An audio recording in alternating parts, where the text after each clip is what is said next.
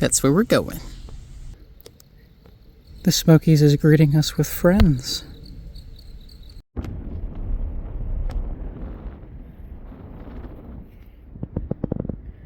Awesome. That's where I came from. It looks like Fontana's getting pounded. And there's like lightning off in the distance. And I was going to spend some time up here because it really is beautiful, but I want to get down. I'm afraid to even touch the middle, man.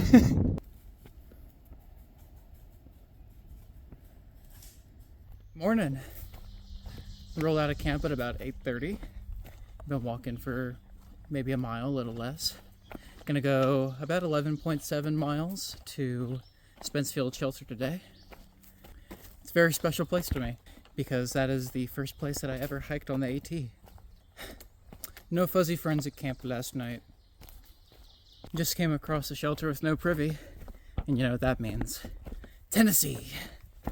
Fun fact, the AT weaves in and out between Tennessee and North Carolina almost until you get to Virginia.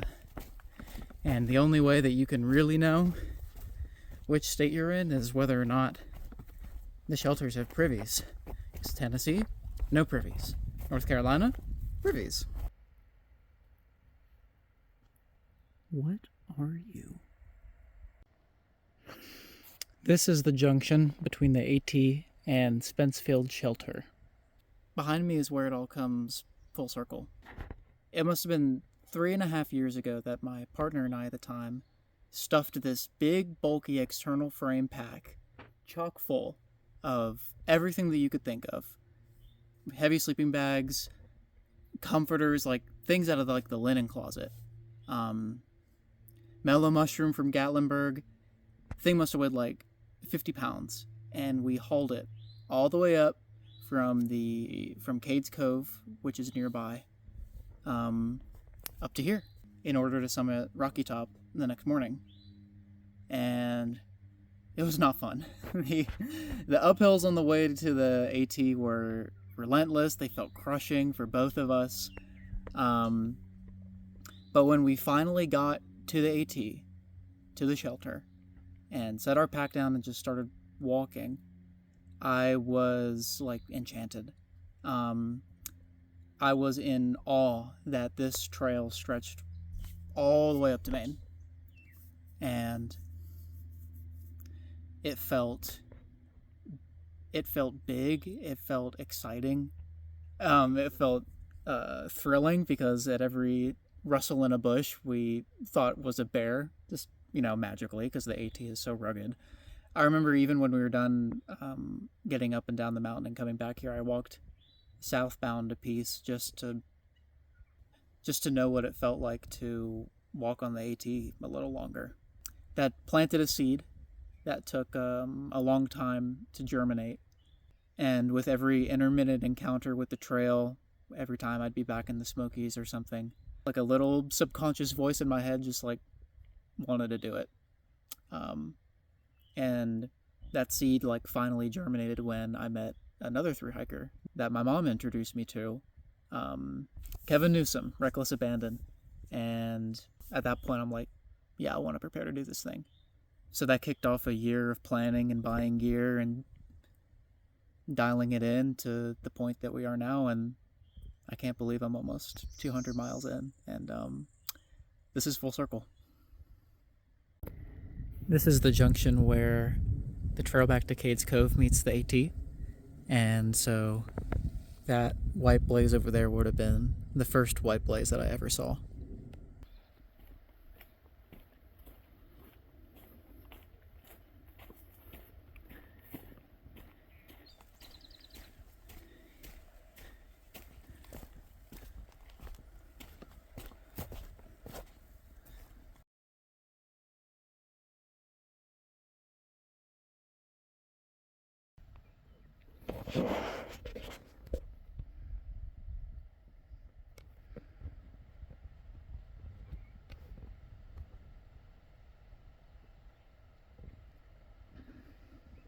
Scary story. My nose looks like a mushroom on a pizza. Went 17 miles today. It's pretty good. I'll tell you about it in the morning.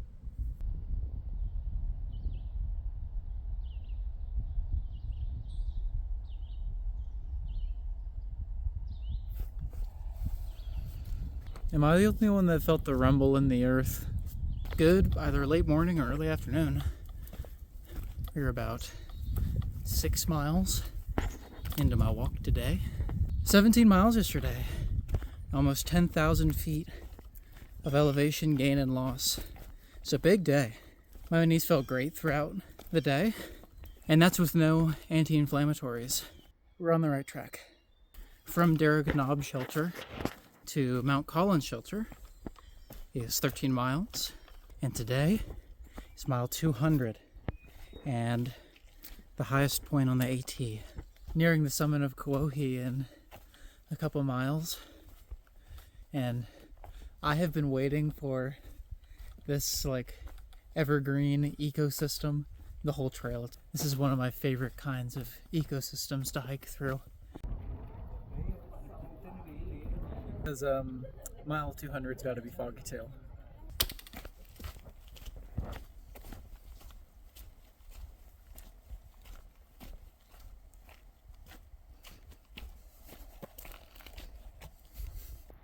Morning.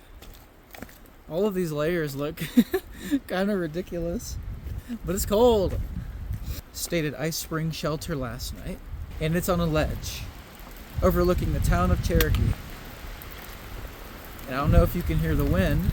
It was unforgivingly windy last night, very cold and wet. I haven't really had a night where I've been miserable yet, but last night came pretty close. On a normal day, it was projected that we'd be making an 8-mile water carry. But today, it looks like we're just walking downstream. Ah yes, the legendary Charlie's Bunyan.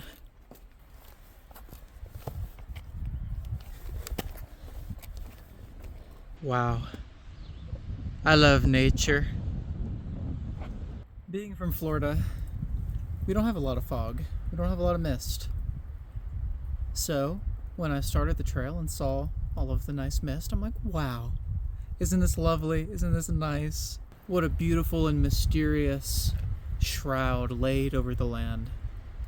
But the trail has decided that mist is my life now. Mist. Fog. Forever. It's about 4 o'clock. Made it to the shelter. Cold, wet, and windy. That was the MO for today. Oh my god! Light flittering through the trees. Skies of blue. I can feel the joy and whimsy returning to my heart and soul. So while it's not torrentially downpouring, let me catch you up on Newfound Gap in Gatlinburg. Because a lot happened. It all started the morning before mile 200. I get to mile 200, and I'm fiddling around for my cold weather gear because it's high up and windy and cold. And I realize I left my gloves at the shelter. So my friend Tucson hears this, and the next morning, because he's getting off trail, he just bestows upon me his gloves. Very kind act. Thank you, Tucson. He also gave me dried kiwi that he made himself. But little did I know that this was the first of many instances of kindness that I would experience that day. Well, getting to Newfound Gap was just weird because I emerged from the woods, and Newfound Gap is this really big tourist spot, state line between Tennessee and North Carolina and the Smokies. So there's always a ton of people. And I emerged from the woods, and I feel like a celebrity, or Sasquatch, because they're all snapping photos of me. They're giving me food. Someone called me an inspiration, which I'm just not used to it. But I struck up a conversation with one lad who was aspiring to hike the trail, and he ended up being my first hitchhike into Gatlinburg. Thank you, Kevin. So he drops me off at the knock location in Gatlinburg, which, side note, in a previous video I had said that mountain crossings and the Nantahala knock didn't feel like very friendly places, and I'll hold to that. But I'm willing to give them the benefit of the doubt. Maybe it was the staff, maybe it's whatever. Things tend to be canonized into through hiker lore for good reason. But I digress. This knock, fantastic. Let me charge all my stuff, hassle-free. Staff were super fantastic. And I get to chatting with one lady. And she's hiked the Appalachian Trail 3 times. And I'm ultimately in Gatlinburg to resupply. So I start asking about the trolley system. And she says, how's your driving record? And I say, excellent. And then she says, borrow my truck. Whoa. That was hands down one of the kindest things that anyone has ever done for me. So, thank you, stripper. So I got to go to a grocery store and not a gas station convenience store to get a full resupply to get me all the way to Hot Springs. After I get back and I ration out all my food for the coming days, it's time for me to get back on trail. I walk back into the national park and thinking that getting a hitch would be as easy as the first time, I stick out my thumb and I wait, and people pass, and I wait, and people pass, and I wait. And just as it's starting to get a touch darker, it's starting to drizzle a little bit, and I'm giving up hope, I'm about to just go call a shuttle or whatever, this couple who section hiked back in the 70s pull up, and they take me back to Newfound Gap. And they went completely out of their way to do it. They had just taken a hiker from Newfound Gap to Gatlinburg, and then they saw me, turned around, took me all the way back up to Newfound Gap, and then they continued on with their day. So thank you, Steve and Maria. People say that the trail restores their faith in humanity, and I'm starting to see why.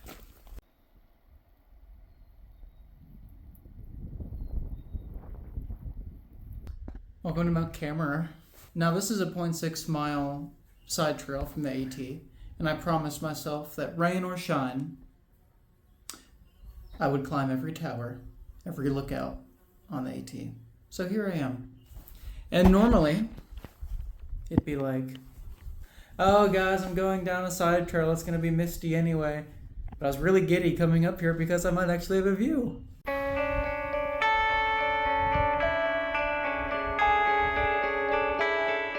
Goodbye, the Smokies. I'll have to visit you again when you're less smoky. Hey there, Carson from the future here. Oh, where is he? How did he get there?